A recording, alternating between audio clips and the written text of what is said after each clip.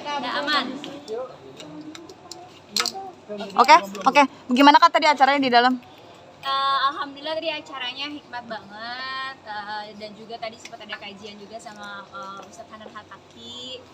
Happy banget sih, Lesti juga happy banget karena ternyata baru pertama kali juga ketemu, jadinya kayak senang sih, hangat juga, dan juga pastinya karena lagi launching juga kan produk mukenahnya Lesti. Jadi kayak ya momen makan malam bareng juga, jadinya banyak manfaat banget sih dan bagus banget konsepnya. Oke. Kak, sedikit update gimana? Ini kamu Sekarang sehatnya gimana Kak kabarnya Kak? Alhamdulillahirobbilalamin, karena penanganannya cepat, karena cepat dan tepat. Alhamdulillah, kurang dari seminggu udah banyak banget kemajuan, perbaikan. Ya, alhamdulillah. Itu ada obat atau skincare atau gimana sih Kak? Dari dokter atau gimana? Obat, jadi memang karena memang aku ngalamin Stevens-Johnson syndrome, memang obatnya itu salah satunya adalah kortikosteroid yang harus diminum. Sebenarnya aku udah ikhtiar waktu di Jakarta, aku sempat disuntikin 3 kali, sempat minum obat juga, cuman pada waktu itu belum ada perbaikan. Akhirnya berangkat ke Singapura, dikasih obat steroid juga, tapi memang produk yang dari sana, dan alhamdulillah akunya lebih cocok, makanya perbaikannya jauh lebih cepat. Terus alhamdulillahnya langsung kering, alhamdulillahnya juga yang tadinya nggak bisa makan sama sekali, langsung rasa sakitnya hilang, langsung bisa makan gitu. Jadi ya alhamdulillah Allah kasih cepat sembuhnya, Allah kasih perbaikannya cepat, dan alhamdulillah udah bisa beraktivitas. Itu autoimun ya? Sampai 2 hari ya kayak sembuh ya. Sekarang gimana jaganya untuk kesehatan kulitnya? Kalau sekarang sih lebih udah dijelasin di sana juga sama dokternya, udah tahu nama obatnya apa yang aku alergiin, terus juga tipe analgesik NSAID yang nggak boleh aku minum. Jadi ya sepanjang hidup aku nggak boleh nyentuh obat itu lagi, kalau nggak nanti resikonya sama juga. Karena sebenarnya Stevens-Johnson syndrome ini cukup berbahaya kalau penanganannya lambat, nggak tepat gitu. Bahkan pas aku sharing juga akhirnya banyak juga ternyata orang-orang yang sampai parah, bahkan ada yang sampai meninggal juga. Makanya harus lebih hati-hati lagi untuk konsumsi obat apapun itu, harus cek lagi alergi apalagi gitu, karena reaksi dan tubuh itu kan macam-macam reaksinya. Alhamdulillah aku reaksinya cuma sebatas ini karena penanganannya cepat, dan syukur alhamdulillahnya lagi karena kenapa impactnya nggak terlalu parah, karena memang sebelum kejadian alergi obat itu aku memang sudah menjalani stem cell duluan, ikhtiar autoimun sebelumnya.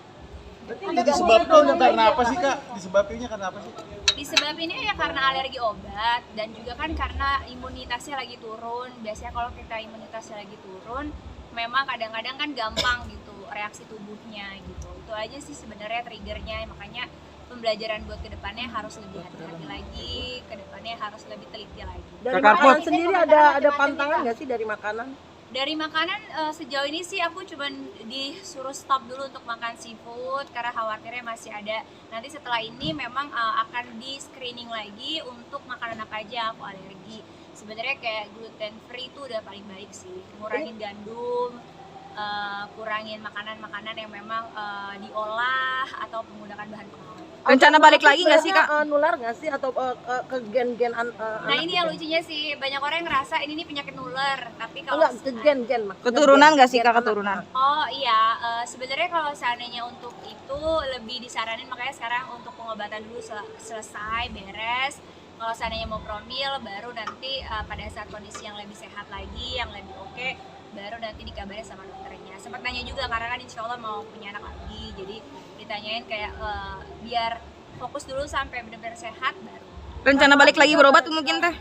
Ada pas obatnya habis memang harus balik lagi ke sana sih. Tapi harus di luar negeri atau aneh-aneh yang bilang maaf deh aja atau kamu sendiri udah nggak Ya gimana? Sebenarnya komentar netizen itu kan ada yang menggiring opini gitu. Sebenarnya ada yang mengarahkan ke arah sana. Kalau aku pribadi sih ngapain diambil pusing ya. Orang-orang yang berpikiran seperti itu berarti wawasannya kurang luas, pengetahuan kurang luas, dan pastinya kurang punya empati, kurang punya rasa kemanusiaan yang tinggi gitu. Jadi buat aku nggak perlu aku kecil hati, karena yang paling penting adalah orang-orang yang terdekat aku, sahabat-sahabat aku, masya Allah tabarakallah, perhatiannya udah sangat luar biasa, menghubungi aku, baik itu secara langsung atau enggak ketemu dan lain sebagainya, malah kayak dapat perhatian luar biasa di kehidupan nyata gitu. Ngapain aku fokusin kehidupan dunia maya yang aku nggak kenal, aku juga nggak tahu itu buzzer atau bukan, aku nggak tahu juga itu oknum-oknum yang netizen yang seperti apa gitu. Karena buat aku, kalau orang yang berpendidikan pasti akan menanggapi sesuatu itu dengan hal yang berilmu, pakai ilmu dan pakai hati nurani gitu. Tapi kalau yang berkomentarnya udah nggak pakai ilmu, nggak pakai hati nurani, ngapain aku bawa ke hati juga? Teh persiapan Ramadan teh. Jadi reminder juga nggak sih kak? Kenapa itu jadi reminder juga nggak sih kak? Reminder tuh pasti, siapapun yang ada di hidup aku, apapun yang terjadi itu menjadi bahan introspeksi diri aku untuk jauh lebih baik lagi. Tapi balik lagi, aku juga kan tidak melakukan hal-hal yang mereka tuduhkan. Yang kemarin viral juga mereka yang viralin, dan rasanya itu hak pribadi aku dalam memilih, hak pribadi aku dalam menilai standar apapun itu kan hak pribadi aku gitu. Kalau tidak sesuai dengan mereka, itulah yang harus kita edukasi, bahwa kita mengajarkan ke netizen untuk belajar bertoleransi adanya perbedaan pendapat, perbedaan pilihan, perbedaan apapun jenis perbedaan, kita harus menghargai perbedaan. Itu yang buat aku harus kita hormati. Jangan sampai karena berbeda jadi membuli, memaksakan kehendak. Nanti yang ada bangsa kita nggak maju-maju, nanti bangsa kita edukasinya nggak bertambah-tambah gitu. Makanya yang harus kita edukasi di sini adalah bagaimana kita menghargai perbedaan, dan juga apa yang aku minta, balik lagi gitu, aku nggak merasa melakukan hal yang menzolimi orang lain. Meminta seorang muslim mengaji itu bukan sesuatu hal yang hina, bukan sesuatu hal yang buruk. Justru buat aku sebagai seorang muslim wajib untuk mengaji. Makanya sedih kalau seandainya ada orang yang tidak paham arti mengaji, memperolok ngaji, dan malah buat aku, alhamdulillah kalau dibilang duta ngaji ya alhamdulillah, suatu hal kegiatan baik dalam agama yang aku anut. Itu aja sih. Jadi buat aku nggak mau diambil pusing, nggak mau diambil baper, karena itu tadi, kalau orang berilmu, pasti orang yang berpendidikan pasti akan bisa menghargai, menghormati pendapat orang lain yang berbeda, dan pasti berempati ketika orang lain diuji dengan penyakit. Termaksud dari dokter oleh Chatli dokter, juga Kak. berkomentar Kenapa? gimana Pasti tuh? komentarnya oleh salah satu dokter yang dulu. Iya, lucu sih. Aku ngeliatnya sedih, miris, karena kan dia backgroundnya seorang dokter. Harusnya seorang dokter itu kan disumpah untuk memiliki rasa kemanusiaan yang tinggi, rasa empati yang tinggi, bukan malah ada orang sakit diperolok. Lalu lucunya lagi mempermasalahkan kenapa aku berobat ke Singapura, apakah dokternya bisa ngaji. Itu kan terlalu nyinyir ya buat aku, karena hak pribadi seseorang dalam memilih proses penyembuhan penyakitnya. Dan yang kedua, kriteria dalam memilih dokter itu kan yang paling penting, dokter yang tepat. Ketika aku punya masalah dengan kulit, ya dokter dermatologi gitu. Kok disangkut pautin dengan mengaji, itu buat aku udah sara banget lah. Dia juga orang yang berpendidikan kan, katanya kontennya konten edukasi, tapi kok ucapannya tidak mengedukasi masyarakat sehingga menjadi opini negatif ke arah yang nggak baik. Makanya sekali lagi aku tekanin di sini, kalau dia sakit hati pernah ditangkap oleh polisi, jangan sakit hatinya sama aku. Dia juga harus introspeksi diri, kenapa aku melaporkan dia pada saat itu. Dan yang kedua, dia 2 kali ditangkap paksa oleh polisi, itu atas laporan kepolisian sendiri atau LPK, bukan atas laporan aku gitu. Dan juga jangan merasa seperti terzolimi gitu, padahal dia juga pernah mau memenjarakan aku dengan melaporkan aku 2 kali di Palembang, tapi laporannya nggak jalan karena memang tidak ada cukup bukti gitu. Dan harus tarik ulur lagi lurus bahwa aku melaporkan itu dulu karena dia tidak berhenti membawa nama aku dan mencemarkan nama baik aku di media sosial. Itu jangan pernah lupa track recordnya gitu. Jangan seakan-akan sekarang merasa terzolimi, bahkan menzolimi aku dengan bulian-bulian di saat aku sakit. Sayang sumpah kedokterannya, sayang banget yang katanya mau mengedukasi, tapi kok terkesannya malah kurang mendidik masyarakat. Teh persiapan puasa anak-anak juga gimana teh? Kenapa? Persiapan puasa.